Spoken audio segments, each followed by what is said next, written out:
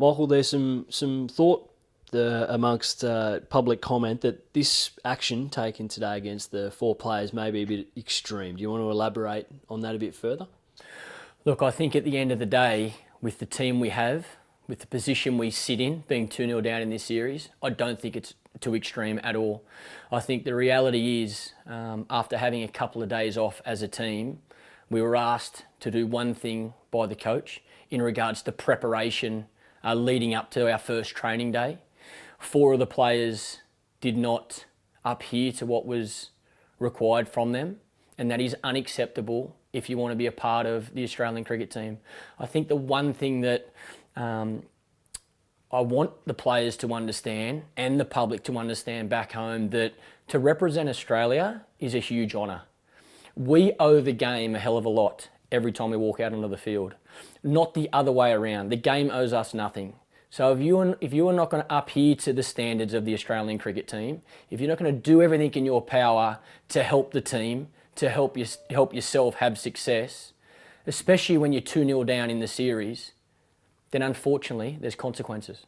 Is that all it was? The fact that they didn't hand in a note, or is this something that maybe has been building over a long period of time and now's been the moment to make the tough call? No, it's a lot bigger than that. There's been a number of things on this tour that have not been as up to the standard that we would want as an Australian cricket team. Hence our performance. You draw a line in the sand.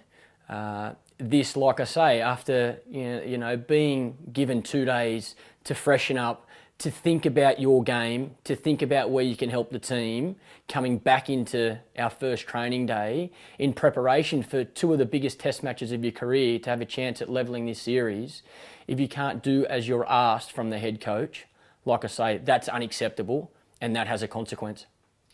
There were some question marks over the decision to discipline the 4 players. What did Mickey actually ask the team to go away and do?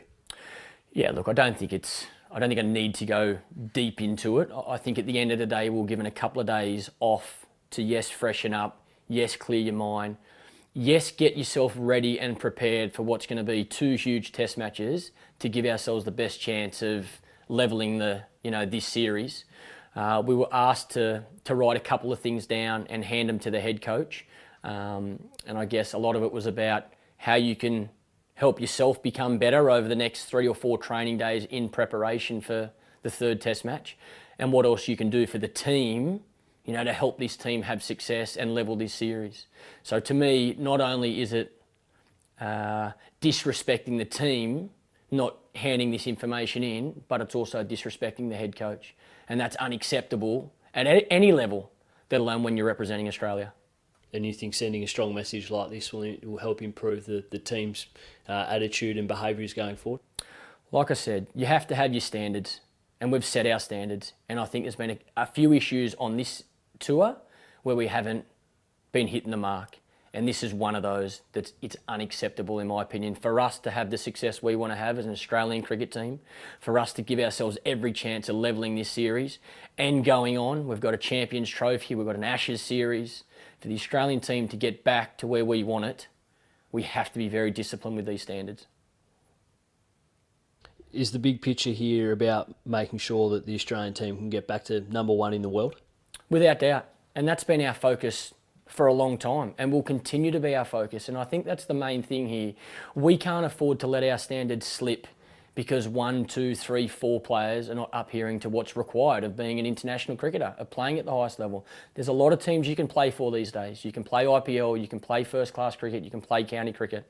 In my eyes, representing Australia is different to all of those teams. And I hope every single player feels the same. I know the coach does, I know the support staff does, and I know majority of the players do. And it's as simple as that. We have a standard. You have to. Playing for your country, representing Australia, your country, people back home, watching, supporting, they want to see this team have success. And even if we don't have success, they want to see us fighting every single day to try and win. And if you're not looking after yourself, if you're not looking after the team, if you're not doing what's required to be a part of this great team, that's unacceptable, in my opinion. Why make this decision now? Is there something that is just the straw that broke the camel's back? I think it is. I think there's never a right time, but there's a standard. And like I say, if you're not hitting that standard, there's got to be a consequence. And for these 4 players, it's a tough consequence, there's no doubt about it. But in my opinion, it's the right decision. Critics and analysts and the criticism may be that, you know, there's a bit more behind this, that we're not telling the full story. Is there any more to it? No, like I said, it's not just about one incident. There's been a build-up to get to this. I think the other side is we have been very patient and are being very patient with the group of young players we have.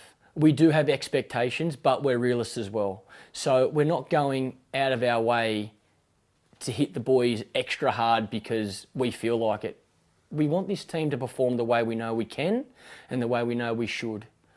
And like I say, I know I continue to say it, but if you don't meet the standards that are required to be a part of the Australian cricket team, then that's the way it is, unfortunately. Can you expect something like this to happen more often? I hope not. I think it's the toughest punishment you can have as a player to miss a game for Australia, let alone a test match. It doesn't get any tougher in my view, in my opinion, than that. So I don't think we'll have another incident like that, like this. Sorry, you know. But I didn't think it would get to this in the first place.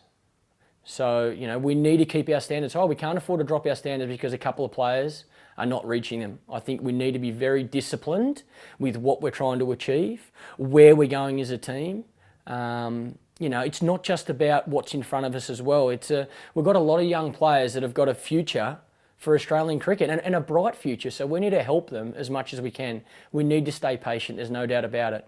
But when it comes to discipline and when it comes to standards, to me, you set them high and you make it very clear to the players that this is what's acceptable and this is what isn't acceptable. And every single player in the team knows what's acceptable and what isn't.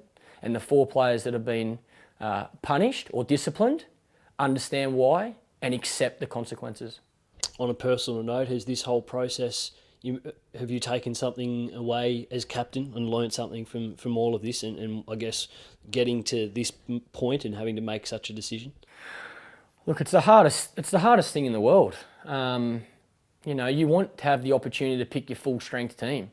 You don't want any issues like this in a team. You don't want to have to discipline any player. That's the toughest thing in the world. But unfortunately, it's part of your role as a senior player, as a captain, as a coach, as a leadership group.